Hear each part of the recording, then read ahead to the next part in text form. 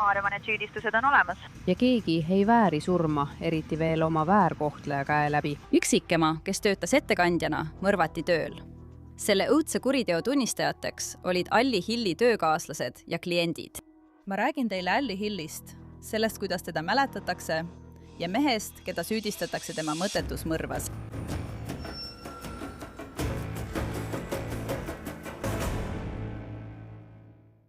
Tere tulemast saatesse Law and Crime. Mina olen Anjanette Levi.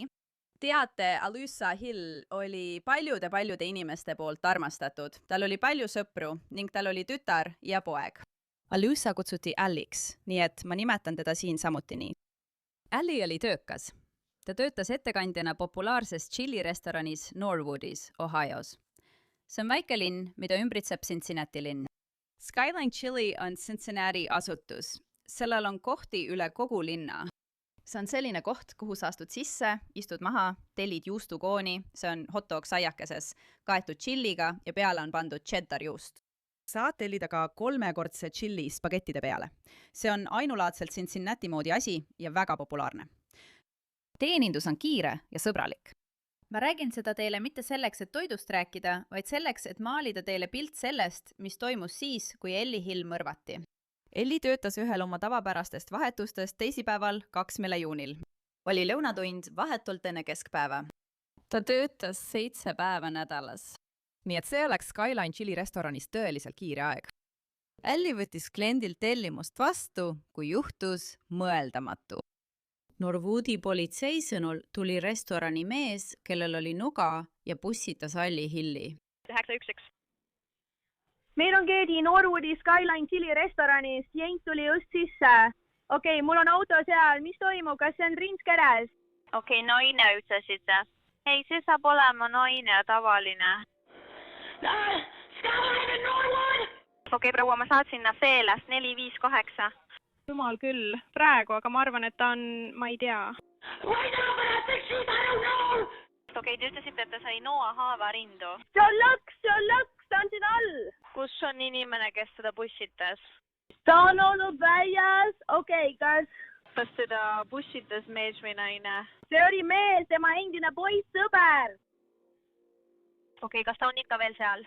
Ei, ta jooksis välja. Okei, kas ta nägib, mis suunas ta läks? Ta jooksis uksest välja, inimesed jooksid talle järele. Häirekeskus, mis juhtus?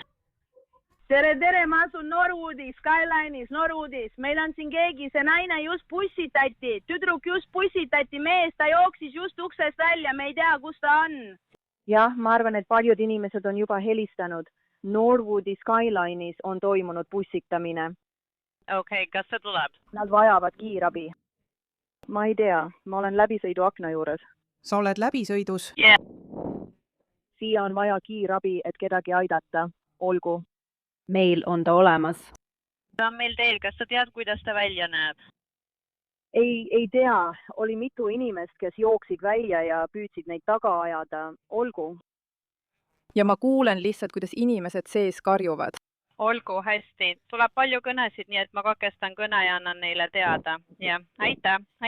Nüüd ma mängisin vaid mõned lõigud hädaabikõnest. On osi, mida ma lihtsalt ei hakka teile ette mängima, kus dispetšer ütleb noorele naisele, kuidas aidata Ellit kuni kiirabi saabumiseni.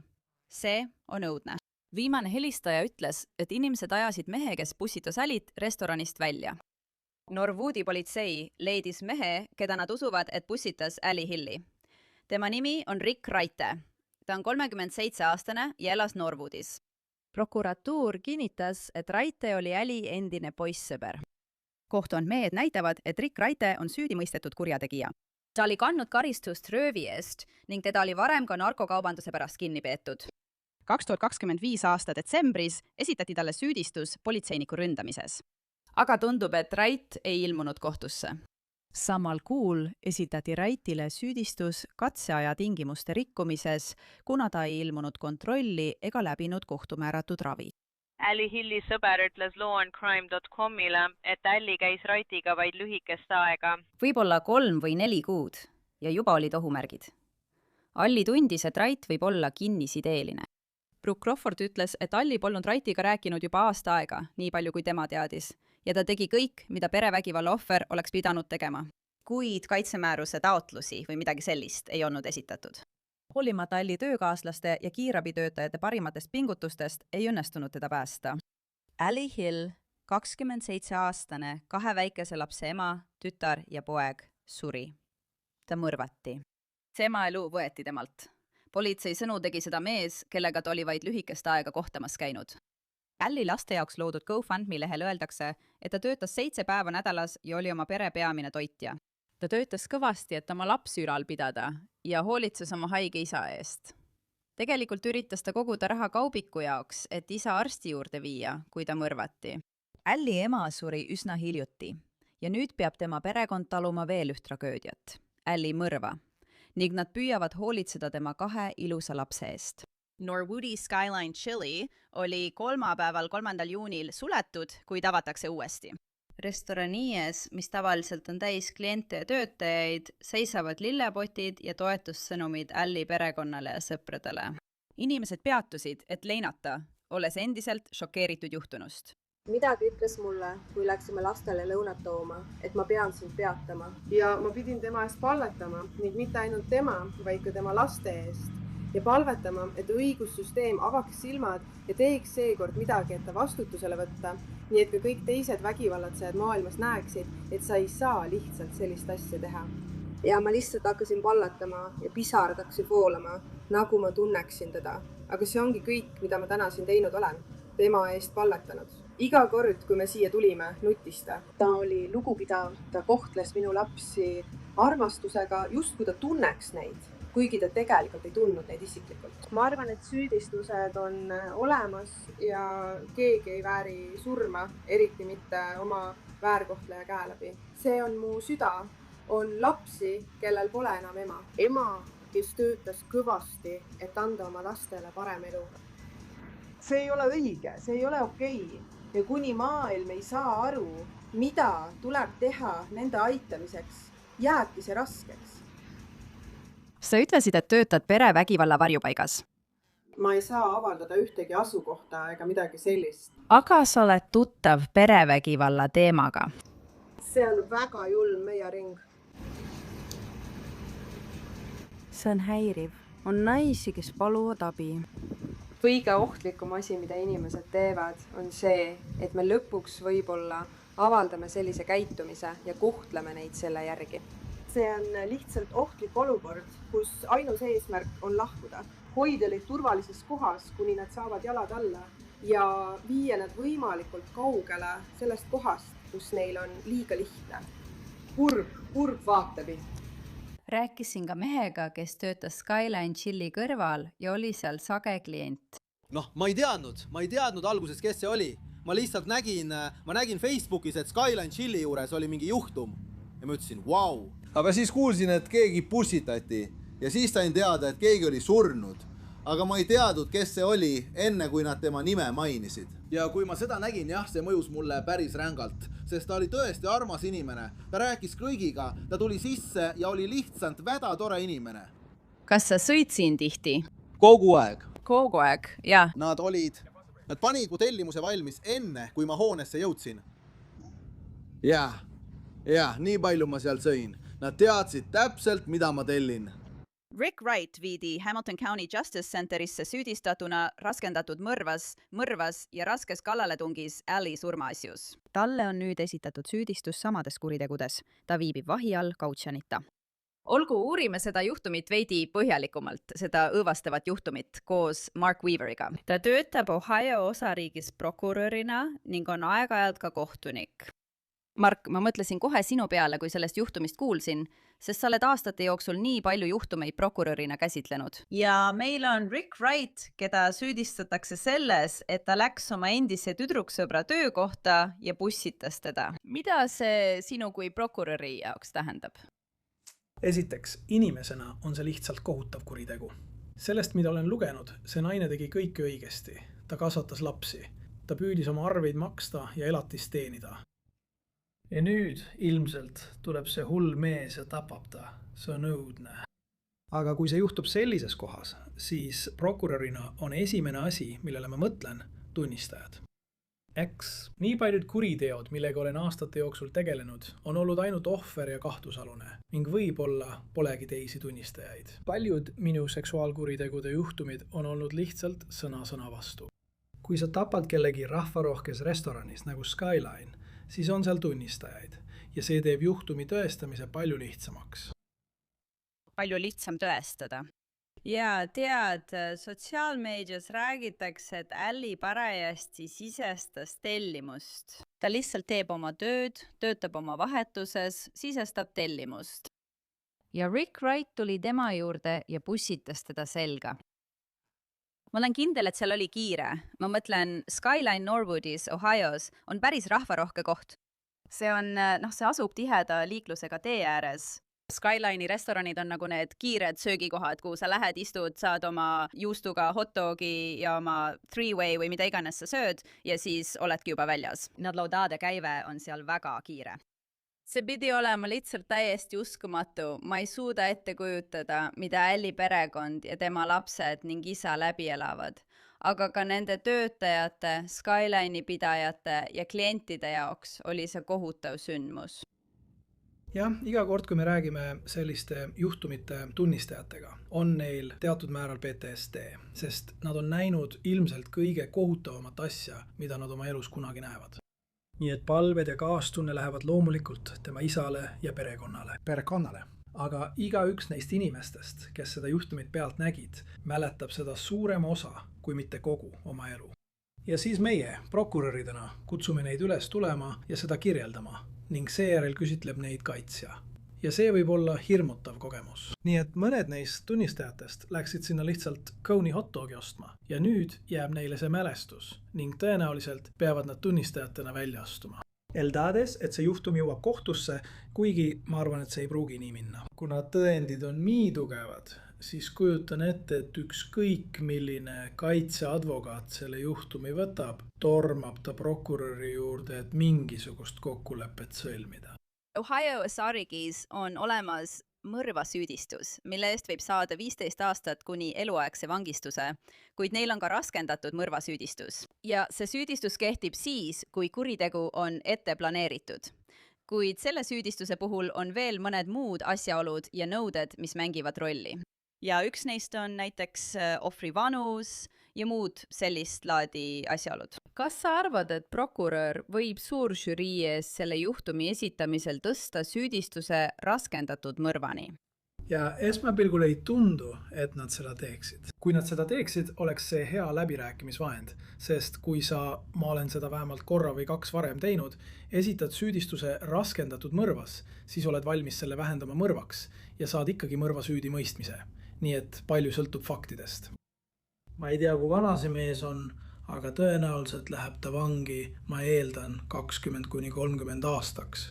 Palju sõltub kohtunikust. Palju sõltub prokuröri kokkuleppest. Aga ta peab pikalt vangis istuma. See ei ole surmanuhtlusele kvalifitseeruv juhtum neile vaatajatele, kes arvavad, et võib tulla surmanuhtlus. Ohios on surmanuhtlus olemas. Olen töötanud surmanuhtluse juhtumitega. See ei kvalifitseeru Ohios surmanuhtlusele. See mees on aga üsna kireva taustaga. Ma mõtlen, et tal oli kriminaalhoolduse rikkumine, nagu kohtutoimikud näitavad. Väärteona toime pandud rünnak ja ilmselt oli see rünnak politseiniku vastu. Ta rikkus seda katseaega, tundub, et juba detsembris, kui kohtutoimikuid uskuda, aga teda ei võetud kunagi vahi alla. See on natuke üllatav. Ja võib-olla on see sellepärast, et see oli väärtegu. Politseinikud peavad võib-olla piiratud ressursside korral valima, millised juhtumid saavad prioriteedi. Tal on ka tead varasemaid süüdimõistmisi teiste kuritegude eest. Tead, see lihtsalt tundub, et kui ta oleks detsembris selle katseaja rikkumise eest kinni peetud, siis võib-olla, sõltuvalt kohtunikust, oleks ta siiani vangis. Täpselt nii. Enamik inimesi arvab, et kui välja antakse vahistamismäärus, siis politsei kohe tegutseb ja hakkab tänavatel kedagi otsima. See võib tõsi olla tõsiste kuritegude puhul ja sageli ongi nii. Väärtegudega seotud vahistamismääruste puhul ei vasta see peaaegu kunagi tõele. Neid on lihtsalt liiga palju ja politseinikke liiga vähe, et kõigiga tegeleda, eriti suuremas äärelinnas nagu Norwood. Tavaliselt juhtub nii, et väljastatakse vahistamismäärus. See läheb riiklikku süsteemi, kus kui politseinik peatab sind liiklusrikkumise eest, siis ta kontrollib sinu nime. Nad otsivad vahistamismäärusi. Ja seepärast ei puuduta liiklusjärelevalve ainult liiklusohutust. See on ka selleks, et leida inimesi, kes tuleks vahistada ja vangi panna, sest neil on kehtivad vahistamismäärused, nagu sellel inimesel. See on lihtsalt õudne juhtum. Ma ei tea, ma olin šokeeritud, kui seda lugesin. Ma mõtlen, kui keegi läheb relvaga restorani ja sihib kedagi ning tegemist on perevägivalla juhtumiga, see lihtsalt näitab sulle. See inimene ei hooli endast, ei hooli ohvrist ja on valmis kõigeks. Tal ei ole midagi kaotada. Jah, sul on õigus. Ma ei ole oma kaitseadvokaatidest sõprade seas populaarne, kui ma selle järgmise asja välja ütlen. Maailmas on vaid väike protsent inimesi, kes on nõustunud või on kuidagi valmis kasutama teiste vastu rasket vägivalda või neid tapma. Me peame neid suurem osa nende elust trellide taga hoidma. See on selleks, et kaitsta ülejäänud meist. Seetõttu pooldan ma vägivallakuritegude jõulist menetlemist ja pikki vanglakaristusi. Kui me nii teeme, hoiame kõige ohtlikumaks osutunud inimesed eemal kõige haavatavamatest. Ja see on tõesti õudne, tõesti kohutav juhtum. Nii et sa ennustad, ja ma arvan, et sul on õigus, sa ennustad, et lõpuks tunnistab ta end selles juhtumis süüdi. See mees hoitakse praegu vahi all ilma kautšonita. Reedel toimub veel üks kohtuistung ja võib-olla määratakse siis kautšon. Aga ma mõtlen, tal oli juba kriminaalhoolduse rikkumine, ta ei ilmunud kohtusse hoolimata sellest tingimisi karistuse rikkumisest või mis iganes põhjusel. Nii et tead, see kautšon saab olema kõrge, ükskõik kui suureks nad selle määravad. Ükskõik kui suureks nad kautšoni määravad, see saab olema kõrge. Jah, Ohios muutsid valijad mõned aastad tagasi osariigi põhiseadust nii, et kohtunikud peavad kautšoni suuruse määramisel arvestama avaliku turvalisusega. Nii, et ma olen sinuga nõus. See saab olema väga kõrge kautšon, ta ei suuda kautšonit maksta, ta jääb trellide taha ja kui tunnistajaid oli nii palju, nagu me võime järeldada, siis neid oli, nagu ma varem mainisin, tahab tema kaitse kindlasti kokkulepet saavutada. Sest kui see asi läheb kohtusse, on vandekohus selle süüdistatava vastu väga negatiivselt meelestatud. Nad teevad väga kiiresti süüdimõistva otsuse. Ja sõltuvalt kohtunikust ootaksin ma karistust, mis jääb võimaliku karistuse ülemisse äärmusesse. Jah, lihtsalt kohutav. Mark Weaver, aitäh, et leidsite aega. Ma hindan seda väga. Aitäh, Hänet! Loomulikult on loodud GoFundMe leht, et aidata Alli lapsi, aga ka Skyline Chili on loonud fondi, et toetada Alli lapsi ja tema perekonda. Restoran avaldas Facebookis avalduse. Seal öeldakse, et Skyline Chili on sügavalt kurb oma pikaajalise ettekandja Alli Hilli kaotuse pärast. Norwood Skyline, mille omanikuks on Miss Misla perekond, annetab 8. kuni 15. juunini 20% restorani müügitulust olemasolevasse fondi, millest saavad otsest kasu Alli 2 last. Skyline Chili on annetanud fondi $25,000. $25,000.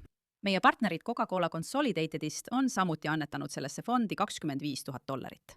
$25,000. Suur tänu kõigile teie palvete ja toetuse eest. Rick Wrighty hoidakse endiselt vahi all kautsioonita ning ta peab uuesti kohtusse ilmuma reedel, 5. juunil. See oli kõik selleks korraks saates Law and Crime. Mina olen Anja-Net Levi. Suur tänu, et olite minuga. Kohtume siin jälle järgmisel korral.